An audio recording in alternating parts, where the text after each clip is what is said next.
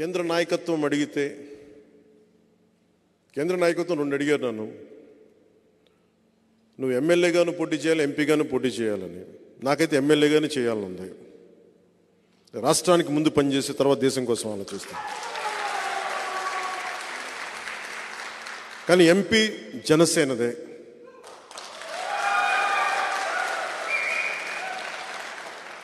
ఉదయ్ నా కోసం ఇంత త్యాగం చేశాడు కాబట్టి ఉదయ్ని ఎంపీ క్యాండిడేట్గా పంపిస్తాను.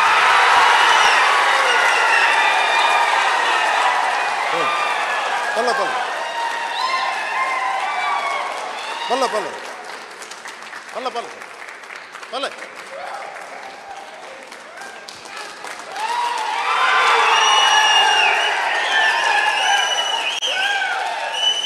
కూర్చోండి, ఇద్దరుగా కూర్చోండి.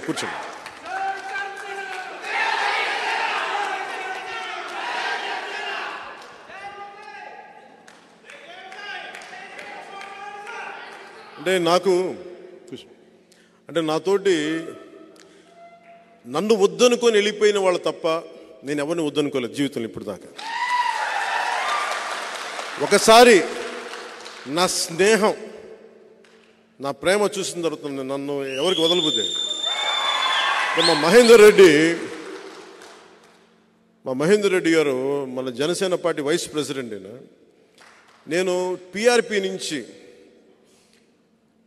యూత్ వింగ్లో ఉండి ఆ రోజు నుంచి ఈ రోజు దాకా నేను ఓడిపోయినా ఏమైనా కింద పడ్డా మీద పడ్డా నా పక్కన ఉండిపోయాను.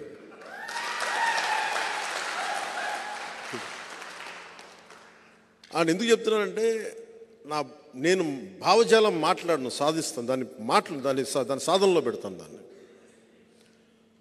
సో ఇది కాకినాడ పార్లమెంటు భారీ మెజారిటీతో గెలవాలి మనం. మేము ఉదయ్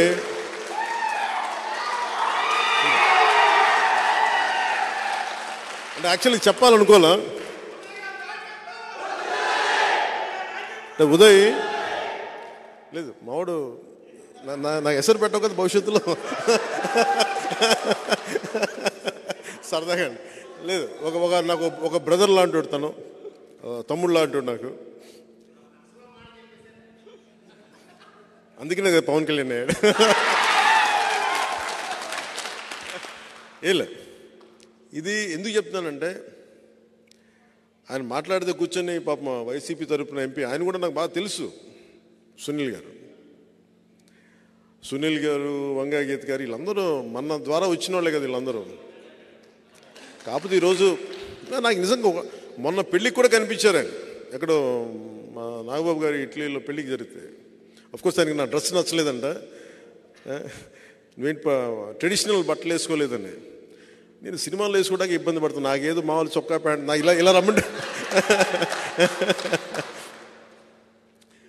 నిజంగా ఆయన చాలా తప్పు పార్టీని ఎంచుకున్నారు. మంచివాడే కానీ తప్పు పార్టీని ఎంచుకున్నాడు ఆయన, లేదా సరైన సమయంలో ఆ పార్టీని ఎంచుకోలేదు.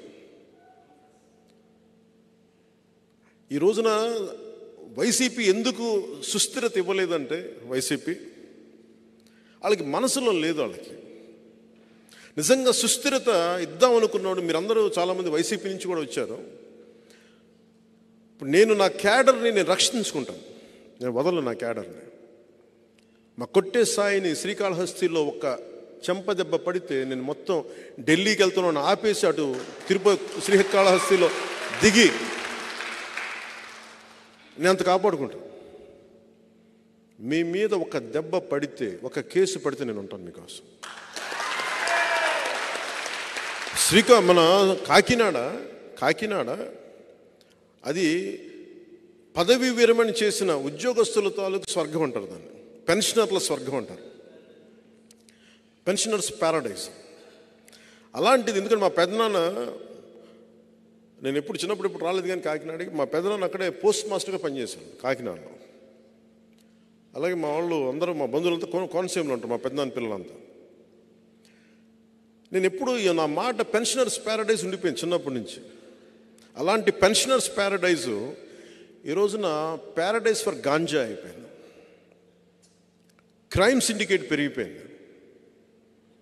వీటన్నిటిని నిలువరించాలి అంటే బలమైన వ్యక్తిత్వం ఉన్న వ్యక్తులు అక్కడ ప్రజాప్రతినిధులుగా ఉండాలి. ఎంపీగా ఉదయ్, ఎమ్మెల్యేగా నేను.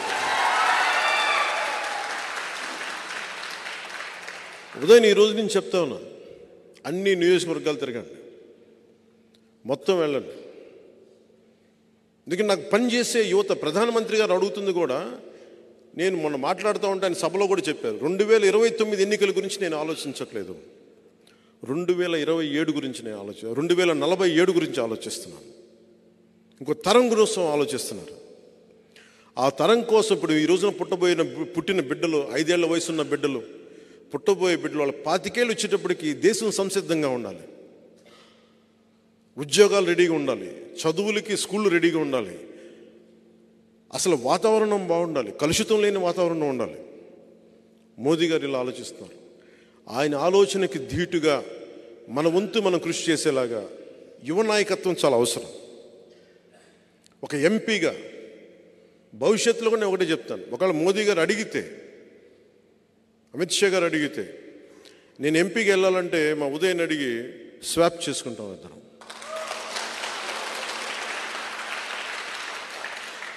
ఈ రోజున మీకు అందరికీ ఇది మాట ఇస్తున్నాను, పిఠాపురం ఎమ్మెల్యేగా నేను పోటీ చేస్తున్నాను, కాకినాడ ఎంపీగా ఉదయ్ గారు పోటీ చేయబోతున్నారు. మా ఇద్దరిని, ఎందుకంటే ఇది గీటురాయి ఎన్నికలు, నిజంగా దశాబ్దం తర్వాత నేను నోరు తెరిచి అడుగుతున్నాను, ఓట్లు వేయమండి, ఓట్లు వేయండి, నాకు నేను హక్కు సంపాదించుకున్నాను.